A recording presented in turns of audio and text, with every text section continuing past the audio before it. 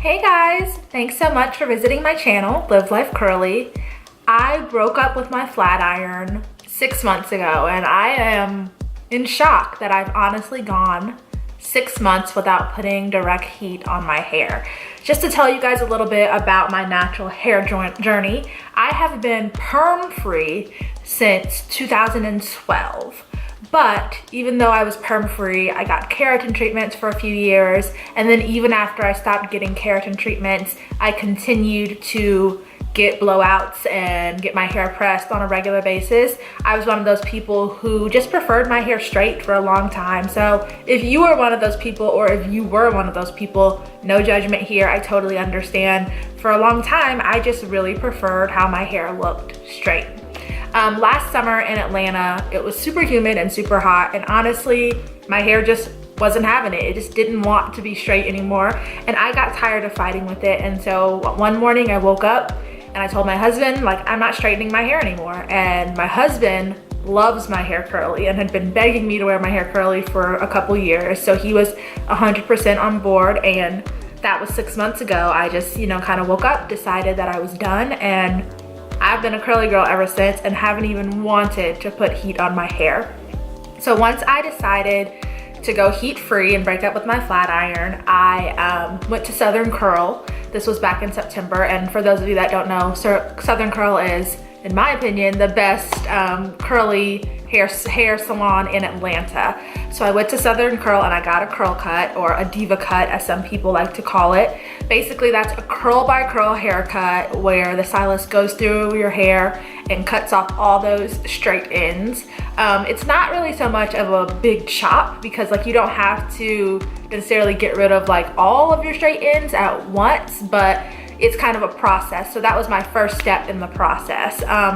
For those of you who have not visited my blog, livelifewellblog.com, I detailed all about my experience at Southern Curl, getting my first curl cut there, and I will also link it in the section below so that you guys can read it. So I got my first curl cut in September, and then I got my second curl cut just in January, and my stylist told me that my straight ends are now 95% gone. I have a couple of pieces that he just said if we got rid of them, it would make my head kind of look like it was awkwardly shaped. But besides that, I've gotten rid of all of my straight ends and I've never felt better. My hair has never looked healthier. I get tons of compliments. My husband loves it. So I'm a curly girl through and through, and I'm here for the long haul.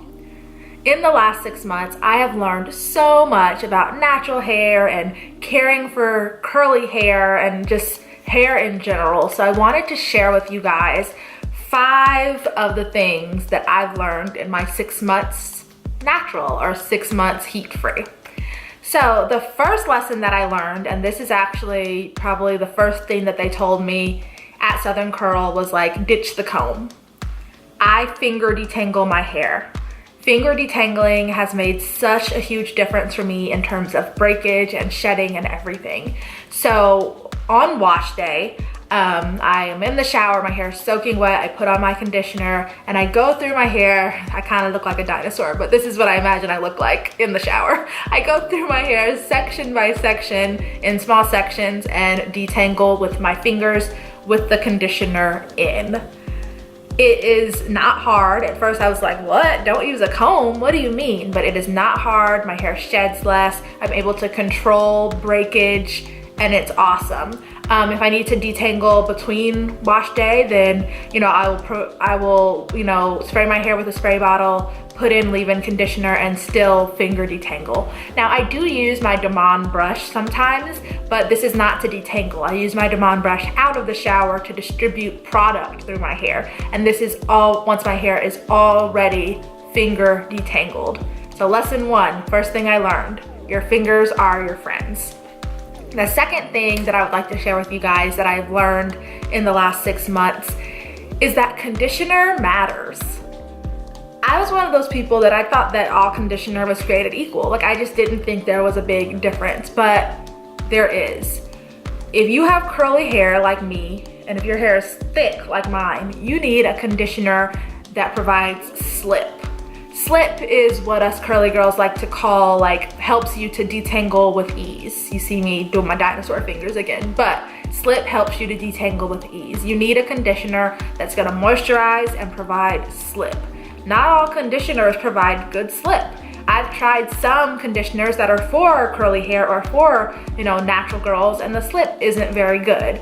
My favorite conditioners that I think provide the best slip are Mielle Organics and Innersense. I swear by Innersense shampoo and conditioner, so that's the one I usually use. I also love Mielle Organics deep conditioner, and it has great slip as well. So get a conditioner with slip. Not all conditioners are created equal. That's my second lesson. Lesson number 3 that I learned as a heat-free natural curly girl is that products matter and you have to read the labels. I was just picking up anything that said it was for curls, and I didn't care who made it and what was in it.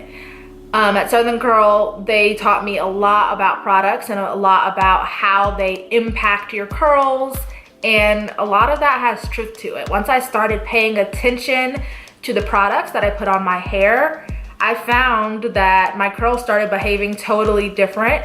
So if you guys would like for me to do a video basically about, you know, products and ingredients, I surely will. There's probably tons and tons out there. But if you guys want one from me too, then leave it in the comments below and I'll definitely make one.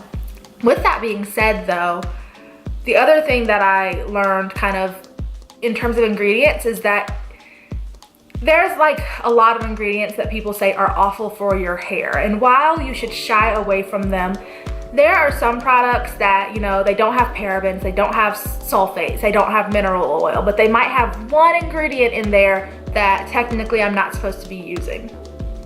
I'll use it anyway. And sometimes I have really great results with products like that. What I will say with that is that you just want to make sure that you're doing something to clarify your hair so that those products that aren't the best don't build up on your curls. I use Build Up Buster by Diva Curl for that, and it works wonders. Now, also, like, while I'm kind of talking about products, another thing that I learned is that although me and a lot of other vloggers and people on Instagram and even your friends and family will tell you what products work for us, everybody's hair is different and everybody's hair is gonna respond different to different ingredients and different products. So you honestly have to just find what works for you. On this channel, I'm sharing with you guys what works for me, and I really hope that some of it works for you, but at the end of the day, everybody's hair is different. The fourth thing that I learned, and this has probably been one of the most important in terms of me trying to kind of grow my curls out, is that hair ties are not your friend. I said bye-bye to the traditional hair tie back in September, and guys, the hair ties are not for African American hair, they're not for thick hair, they're not for curly hair. They cause breakage and they're just not good for your hair. I rarely ever use a hair tie, and if I do, it is usually just like to section my hair while I style it if I can't get my hand on one of my clips. Now, as an alternative, I pull my hair up with the puff cuff. I learned about the puff cuff at Southern Curl, and it is amazing. It is a hair clamp that kind of looks like a banana clip, but it's not a banana clip. I know that the creators of Puff Cuff will get mad at me if I say it's a banana clip, and I tried a banana clip in my hair and it broke. So this is not a banana clip, but it kind of looks like one, and it's created specifically for curly hair. You can pull your hair up in a puff, you can pull it back into a ponytail if you have longer hair. You can do tons of styles. I swear by the puff cuff. So I said bye-bye to my hair tie and I said hello to the puff cuff. I'll definitely be linking the puff cuff below because it's something that I swear by. Now, the fifth and probably the most important lesson that I learned in my 6 months of being completely natural and heat-free is that I was doing my hair wrong my entire life. I would get out of the shower and I would put my towel on, I would do whatever I needed to do, and then when my hair was 50 or 60% dry, I would try to style it and I would wonder why my curls were not cooperating.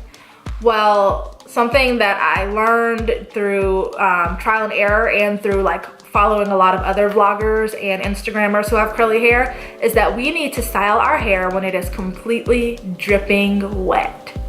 So a lot of times I will go ahead and style my hair in the shower. I bought a little shower mirror so I can see what I'm doing. I will go ahead and just style my hair in the shower. If I am out of the shower, then I keep a spray bottle handy and I will literally wet my hair again, like as I am styling it. If I'm doing section by section and I get to the front and it's a little bit dry, I will wet it down.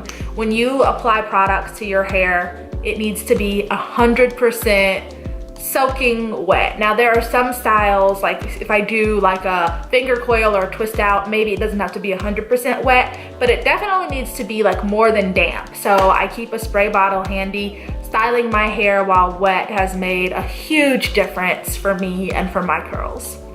So thank you guys so much just for following my journey. I really love being a part of this curly girl community, and I've never felt better about my hair or about myself. There's just something about wearing my hair in its natural state that really is a practice of self-love for me, and I've just never been happier in terms of how I look. So I really appreciate you guys for watching. If you have any questions about my natural hair journey or anything that I said during this video, please leave it in the comments and I'll definitely get back to you.